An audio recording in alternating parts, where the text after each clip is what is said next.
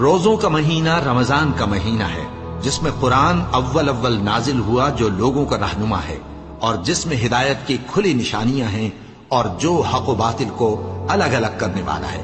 تو جو کوئی تم میں سے اس مہینے میں موجود ہو چاہیے کہ پورے مہینے کے روزے رکھے، اور جو بیمار ہو یا سفر میں ہو تو دوسرے دنوں میں روزے رکھ کر ان کا شمار پورا کر لے۔ اللہ تمہارے حق میں آسانی چاہتا ہے اور سختی نہیں چاہتا، اور یہ آسانی کا حکم اس لیے دیا گیا ہے کہ تم روزوں کا شمار پورا کر لو، اور اس احسان کے بدلے کہ اللہ نے تم کو ہدایت بخشی ہے تم اس کو بزرگی سے یاد کرو اور اس کا شکر کرو۔